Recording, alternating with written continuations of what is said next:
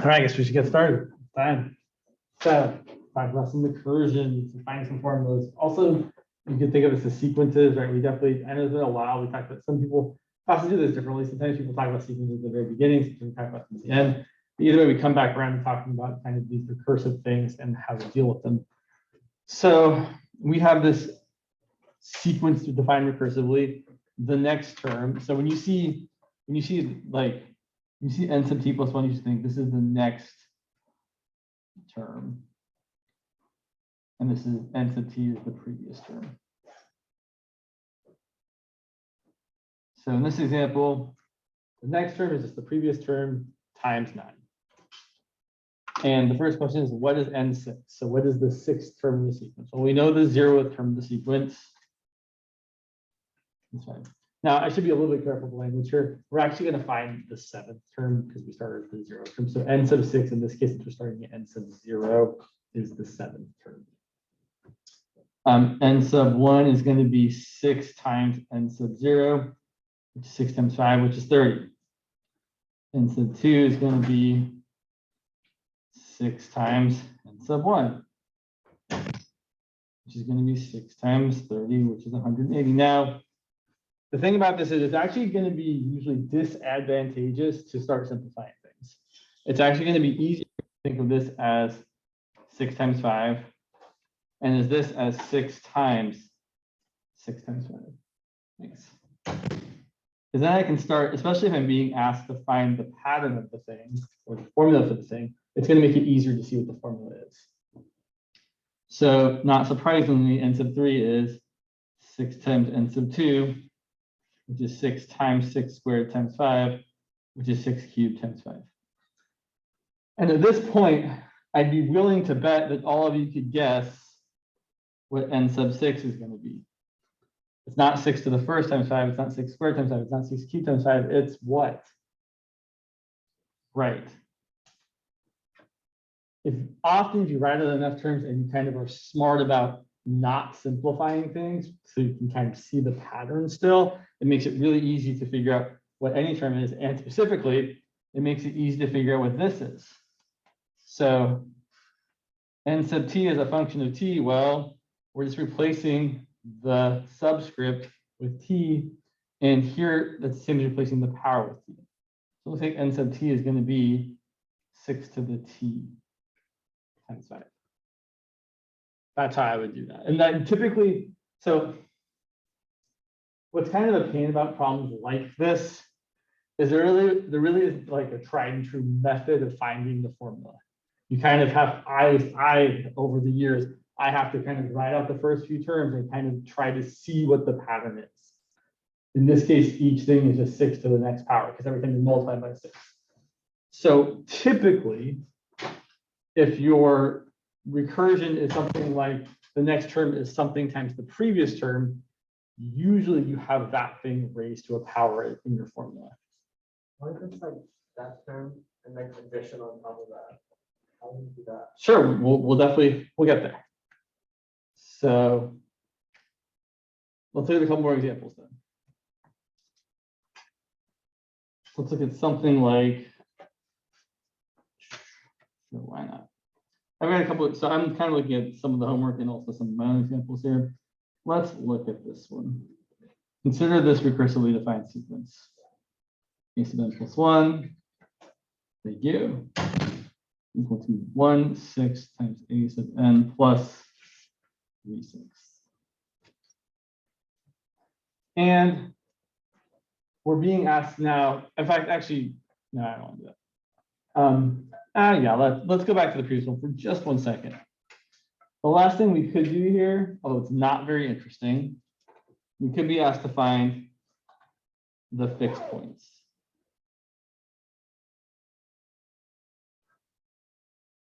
So a fixed point, oh, I should give you guys the attendance form while I'm thinking about it. Sorry, 1 sec.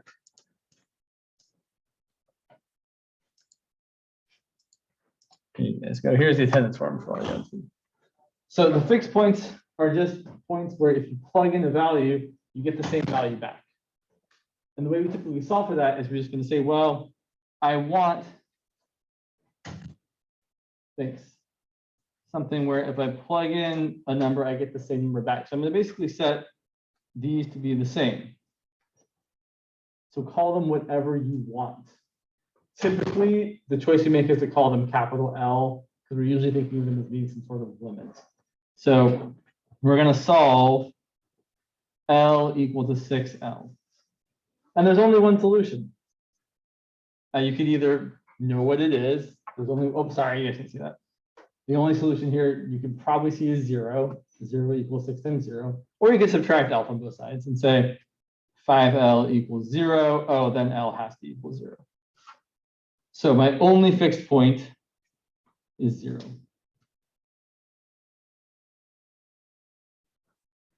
Meaning, right, if you plugged in 0, then the thing you got out would be 0. 6 times 0 is 0. If you plugged in 0, you get that 0. So you keep plugging in 0, you keep getting back the same thing.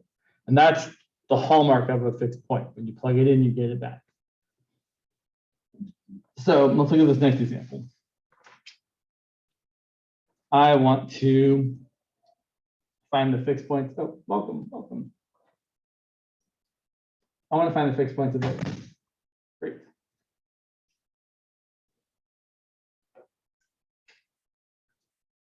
So we're going to take our initial equation here and replace a sub n plus 1, the next term, and a sub n, the previous term, with whatever variable you like. Again, I like L. You say L equals 1/6 L plus 3/6. And now we're going to solve, now we're going to try and solve that.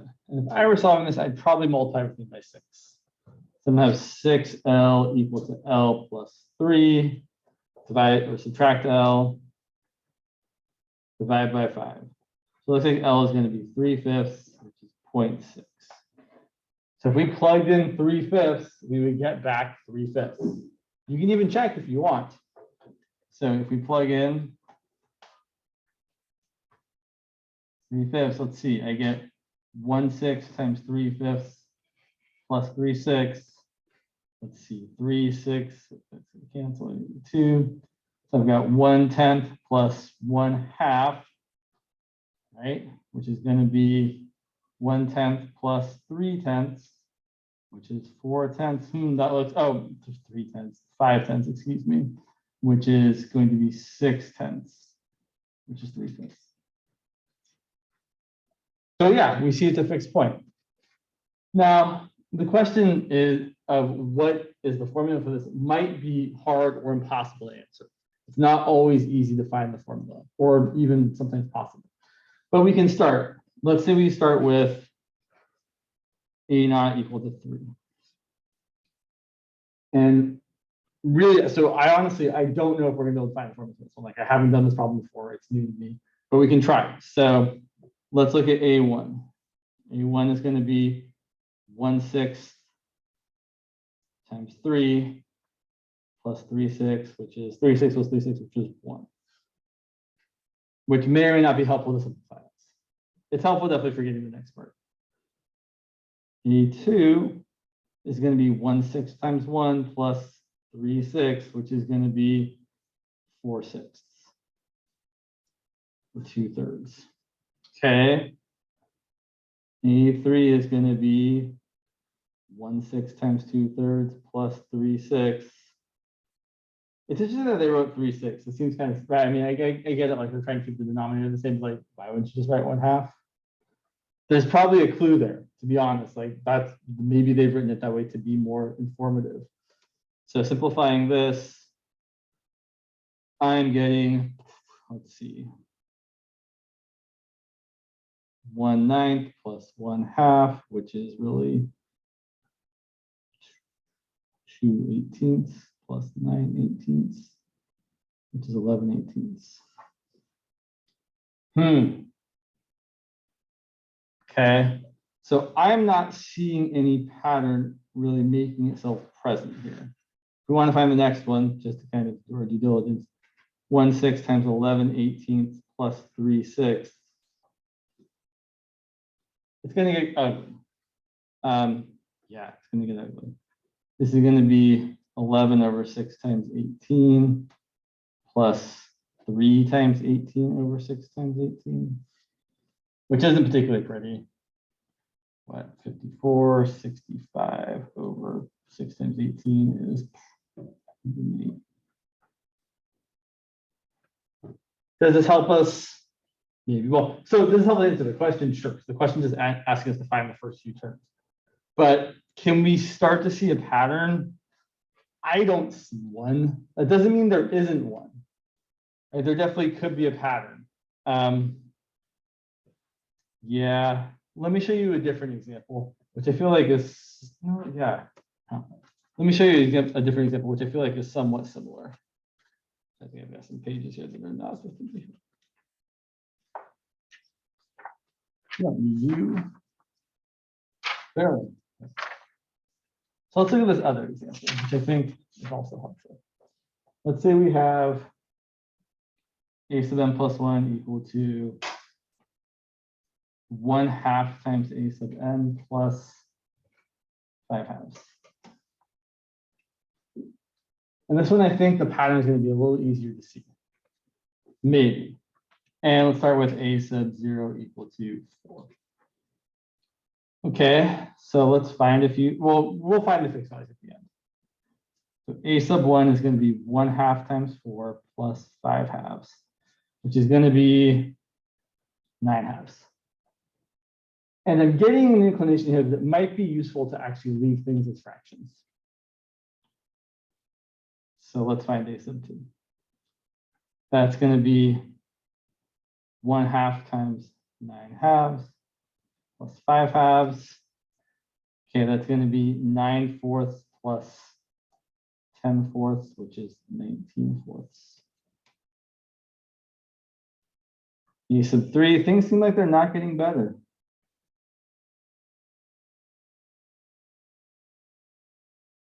That's going to be 19/8 plus, multiply this by 4 over 4. You get 28, which is 39/8. Yeah, I don't see a great pattern unless, well,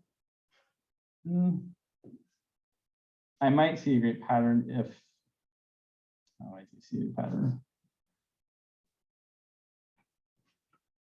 So let's write out our terms here and see if we can see a pattern. So my terms are 4 over 1, 9 over 2, 19 over 4, 39 over 8. Okay. Anyone want to guess before we even find it? What's the denominator of the next one going to be? For sure. Any guesses at the numerator?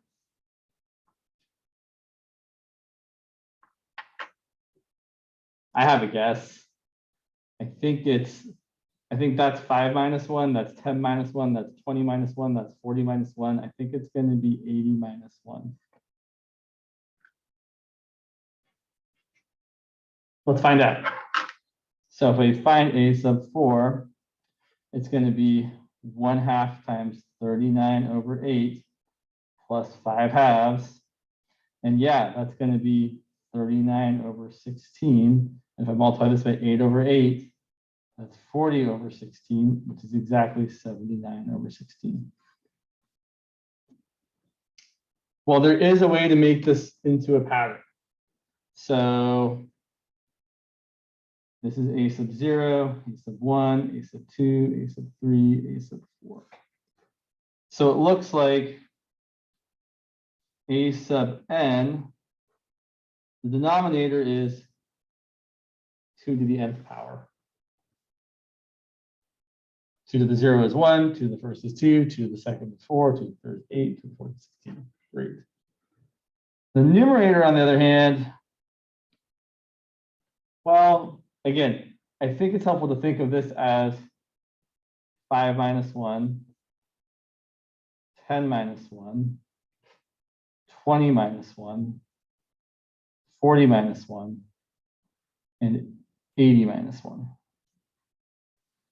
Because if you can see it that way, then you can say, well, excuse me, it looks like I'm doubling that part every time, right? This is 5 times 1 minus 1, 5 times 2 minus 1, 5 times 4 minus 1, 5 times 8 minus 1, 5 times 16 minus 1. So it looks like my top is 5 times 2 to the n minus 1. That's tricky. I couldn't imagine someone asking one that was quite this challenging to find the pattern for. This one feels hard. And I bet there is something similar going on with the one we did previously, but I don't know what it is. And if we look back at this one, there's probably a way of thinking about this in a similar way, but probably more difficult. And we're not being asked to do it. So I feel like it's not, I don't think this is the one we want to spend our time on. Let's look at a couple more examples. Let's look at some of these examples we have here. Here's a lengthier example, which requires some writing. A patient is injected with a drug every 6 hours. I know this intimately. I had a staph infection in my back a couple years ago, and they had to literally inject myself with drugs every 8 hours. It was super not fun, but also better than having a staph infection. So totally worth doing. Immediately before each injection,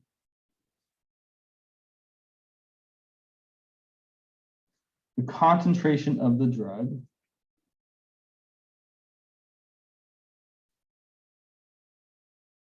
has been reduced by 75%.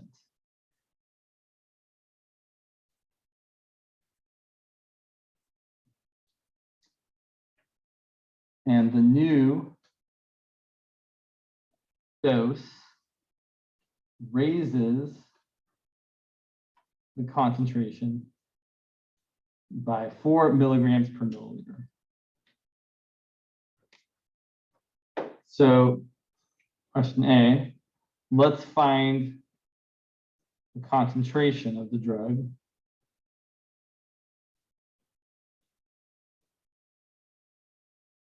after 5 injections.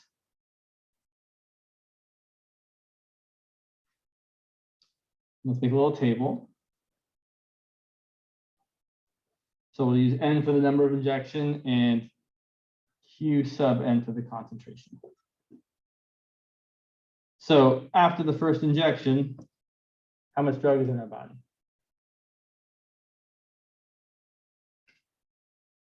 4 milligrams. All right, and then 6 hours go by, and as we're about to put in the second dose, we're going to be adding 4 milligrams. And how much of the previous dose is still left, or what percentage of the previous dose is still left? 25%. So we're going to have 4 plus 0.25 times 4, which is going to be 5. Okay, and now we're going to do the same thing. So we're going to get to the third dose, and it's going to be 4 plus 25% of the previous dose.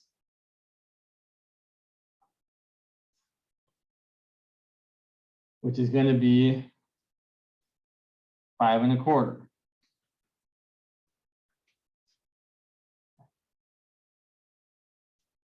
Into the fourth dose. So this is where, again, it might make more sense to write things out in a longer way.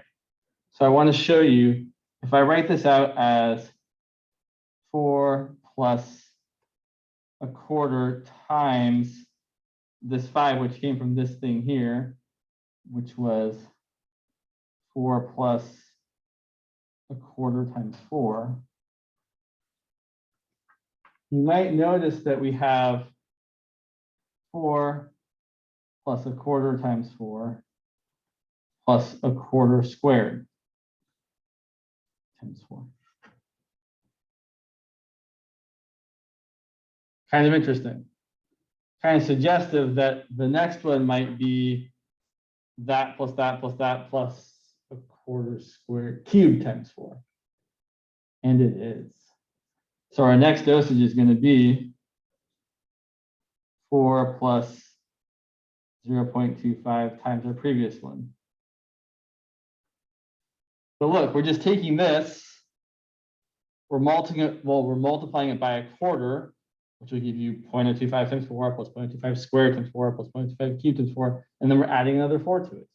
So it's exactly 4 plus 0.025 times 4 plus 0.025. Sorry, not 0.025, 0.25. Sorry about that. Times 4 plus 0.25 cubed times 4.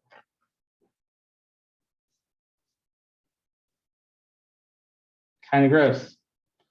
This is equal to 5.3125. And after the fifth dose, it would be 4 plus a quarter of the previous amount we have in our body, which is equal to about 5.328 approximately. But it can also be seen as being 4 plus a quarter of 4 plus a quarter squared times 4 plus a quarter cubed times 4 plus a quarter to the 4th times 4. So although it seems a little bit crazy, someone could ask you for a formula for this. So Q as a function of the dose would be 4 plus a quarter times 4 plus a quarter squared times 4 all the way up to a quarter to the nth power, to the n minus 1 power. I'm just looking at the work I've already done to see the pattern. Right, this is 4 plus a quarter times 4 plus a quarter times 4 squared, which if the number of doses is 3, the last power is 3 minus 1. The number of doses is 4, the last power is 4 minus 1. Here the number of doses is 5, and the last power would be the 4th power, which is 5 minus 1. So if I'm ever asked to find these things, this is how I do it. We could also be asked to write a recursive equation for this. So the next term, q sub n plus 1, looks like it's the previous term multiplied by a quarter plus 4.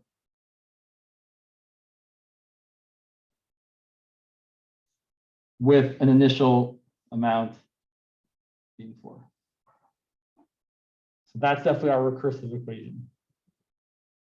And we could definitely find the fixed points.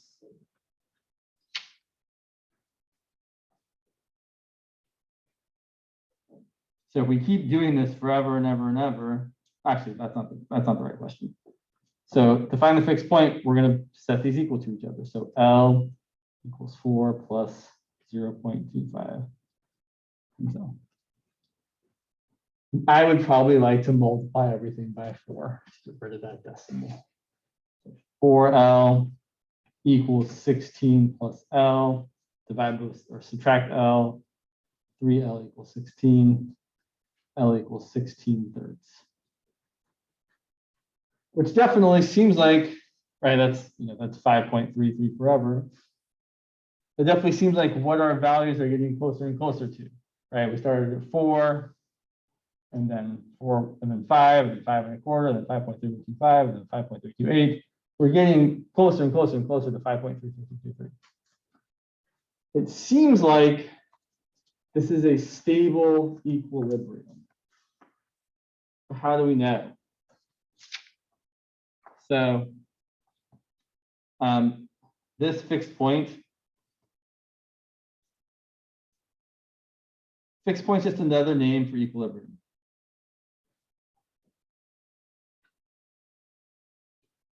Right, it's a place where things don't change, a place where the derivative is 0. But is it stable?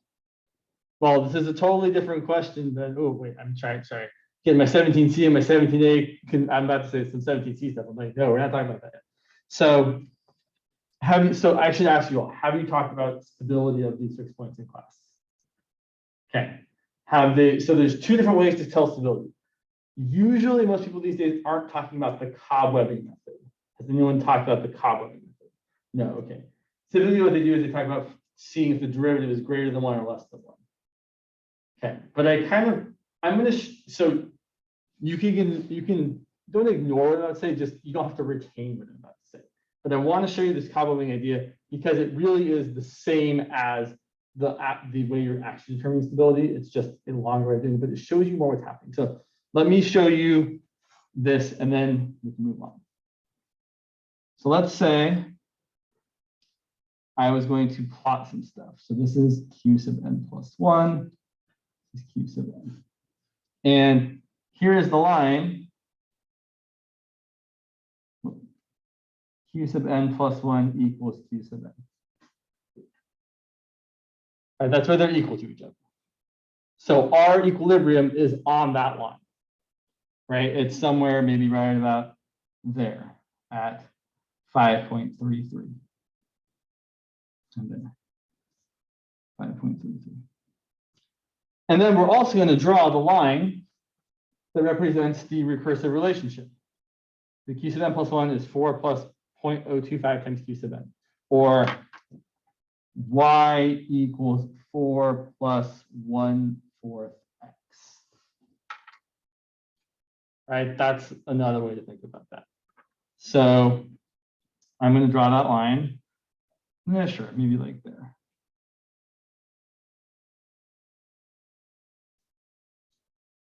Okay, and this is Q sub n plus 1 equals 4 plus 1/4 Q sub n. Now check this out. Sorry, if you can see what I'm trying to draw here. So we're going to start at our first value. Our first value is Q sub 1 equal to 4. Let's go a little left just so we have room to work with here. So let's say there's Q sub 1 equal to 4. And now we're going to plug that into the recursive relationship to get the next value. So you plug that into the recursive relationship, which is that one there. Draw like that. And when we plug it in, we get 4 comma the y value, which was 5. Okay. Now we go over here. See, great. This is where Q2 equals 5. And now we go up here and find the output value. So this is a way of getting your input and your next output. So the input's on the x-axis, the output's on the y-axis. We get to the next input of 5, we get to the output of 5 comma 5.25. And then we go over a little bit more and back. So you can kind of see here, we're getting closer and closer and closer to the equilibrium. Right? We're not moving way away from it. And if we had started with a value that was larger than 5.33, like, I feel like I'm very askew here. Like, let's say we started over here with some other Q1, like Q1 equal to 7. If we go up to the right, this equation, that's going to give us our output. That'll be 7 comma 4 plus 0.25 times 7 is 5.75. And then we're going to shoot over here. And then we're going to go back to the recursive relationship. And then back to them being equal to each other. And then back, right? So in this example, the cobwebbing shows us that our equilibrium or our fixed point is stable. Now, the other way of doing this is the following. You can say, well, our function, is essentially 4 plus 0.25 times x. I'm saying the function is your Q sub n plus 1, and the input variable is your Q sub n. And if you look at the absolute value of the derivative of that function, that's going to be 0.25. And if that is less than 1, then you get stability.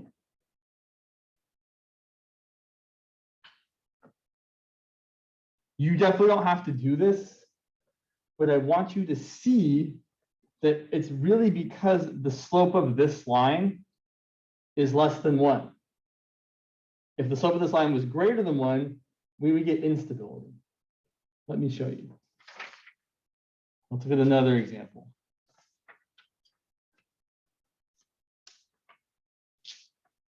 So this will take a moment, but let's say we have the following setup.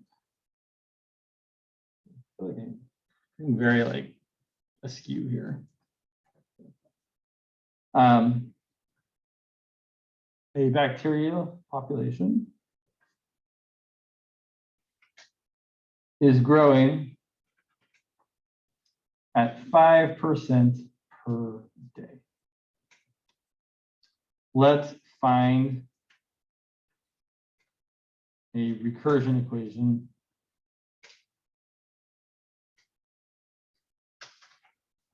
for the amount of bacteria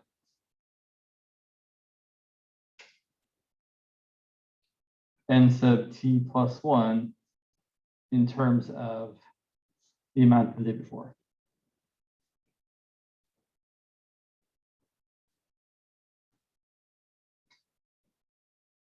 And time flies.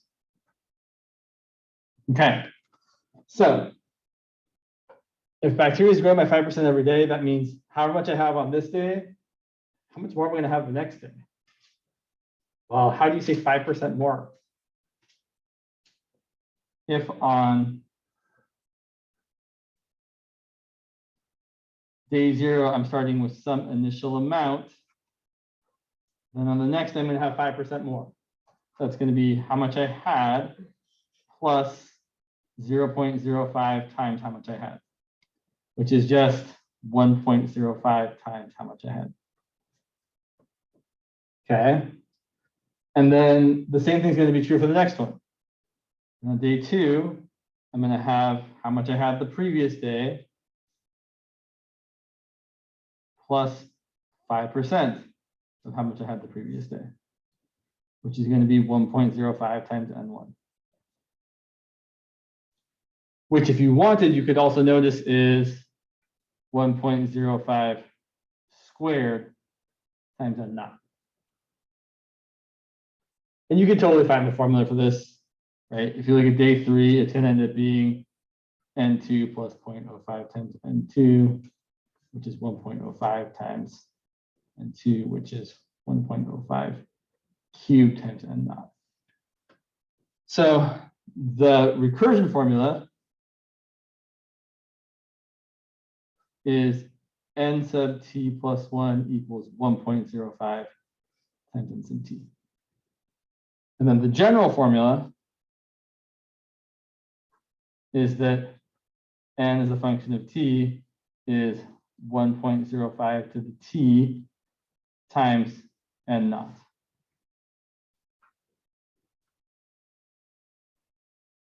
Which seems right. Yeah, because if n is 1, you get 1.05 times n naught, which is exactly that. Okay, so we're going to sorry. Yeah, let's find the equilibrium / fixed point. All right.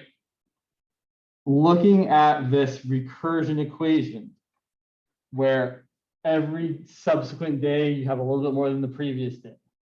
If every day you have more than the previous day, what's the only real possible fixed point here? 0. 0 is the only fixed point. If you're getting more every day, the only way you can't get more every day is if you start with 0. So our equilibrium or our fixed point is n equal to 0, or L equal to 0, whatever you want to call it. So let's use a Cobbleman model here to see how this one looks. Now, thinking about this, if you start with some bacteria and they grow every day, are they going to go towards 0? No. So it seems like it would make sense that this equilibrium is unstable. We're not going to move towards it. We're going to move away from it. Well, let's actually draw the things. So here's our n sub t.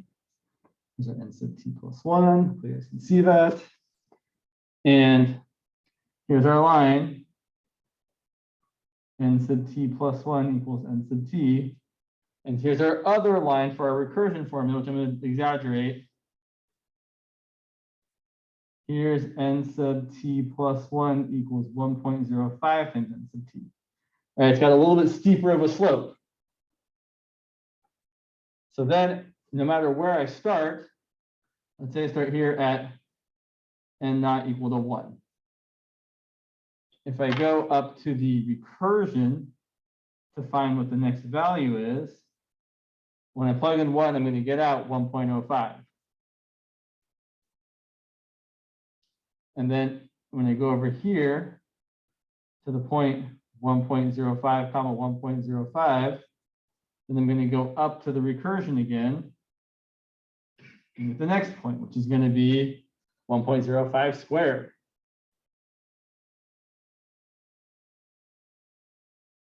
And you can see, oh yeah, I'm moving away from my equilibrium.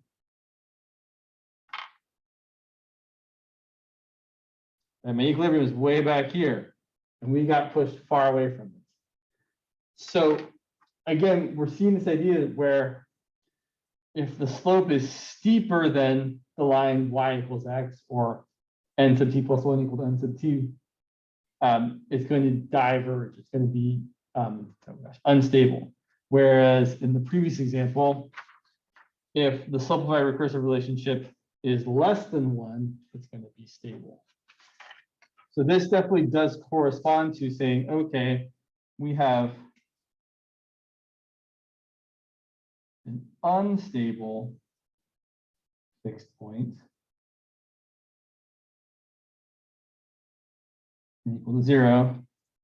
And we can also see that by seeing that our function,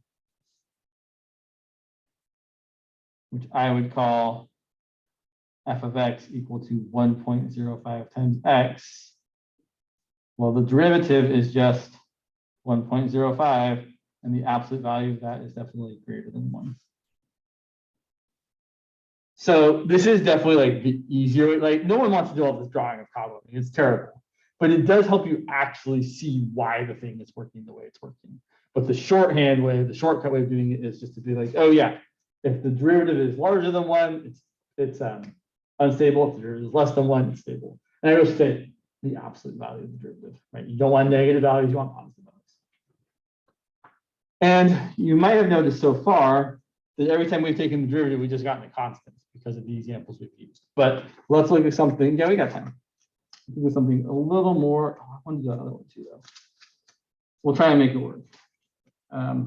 Let's actually write this down before we get going. So for a recursive sequence relationship, whatever you want to call it, x sub t plus 1 equal to f of x sub t. And so the next one is a function of the previous one. If x hat is in equilibrium, that's, I think, the language the book uses, then we have the following. If the absolute value of the derivative at your x hat equilibrium is less than 1, x hat is a stable equilibrium. And if the absolute value of the derivative at x hat is greater than 1, then x hat is an unstable equilibrium.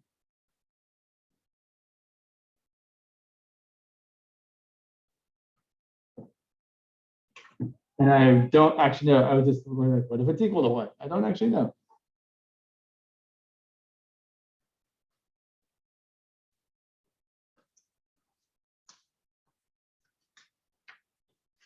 So let's look at this example.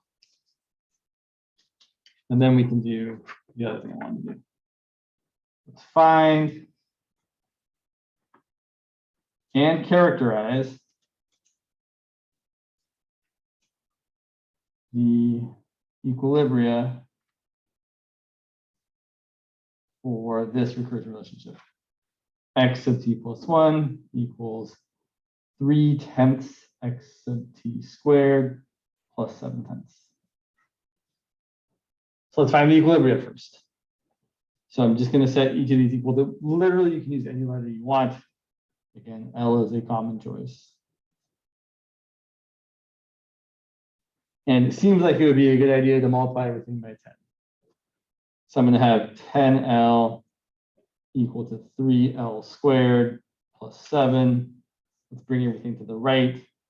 So 0 equals 3L squared minus 10L L plus 7. And I bet this factors. So the nice thing about factoring this is I got a lot of prime numbers here. There's only one way to multiply to 3.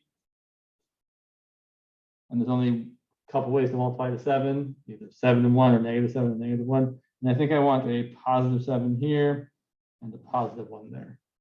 So that I get 3L squared plus 7L plus 3L, which is 10L plus 7. Seems like it works. So my equilibria are L equal to, I made a mistake. It's all right. You guys see it? An easy one to make. Yeah, I see it.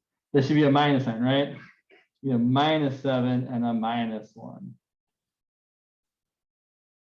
So L is equal to +1 and +7/3. Does that say negative? Like, that doesn't feel right. Okay, great. Now we're going to try and tell if they are stable or unstable. So we're going to say that our function, and you could write f of x sub t is 3/10 x sub t squared plus, that seems ridiculous. I would write f of x is 3/10 x squared plus 7/10. And our derivative is 3/10 times 2x, or 3x over 5. Which we actually now have to plug in our equilibrium to see if the derivative is greater than 1 or less than 1, right? In the previous examples, the derivative was just a constant. In this example, it's not. So for x hat equal to 1, f prime of 1 is going to be 3/5. And it's good to put the absolute values on there, even if they don't feel necessary. That's less than 1. So 1 is stable.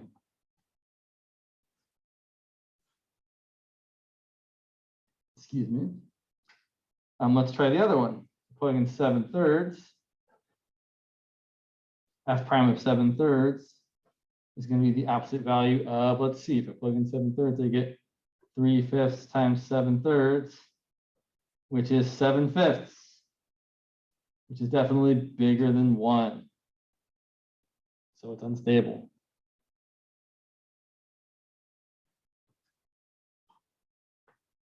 That's how we approach problems like that. Again, you could do the whole, well, you shouldn't, right? You could do the whole cobwebbing thing. You shouldn't do the whole cobwebbing, right? That was just to illustrate how this kind of actually works, but really the way you want to do it is by doing this. Yeah, we got time. So one other thing on point, we definitely saw a few examples of this in some of the homework, and this comes in. Where did we go? There we go. Where did we go? Sorry, my pages are all over the place. There you are. Okay. So there is something that you will talk about probably next quarter a bit, which is the logistic growth model. X sub t plus 1 equal to r times x sub t times 1 minus xt. Oops, sorry, you can't do it. This is the logistic.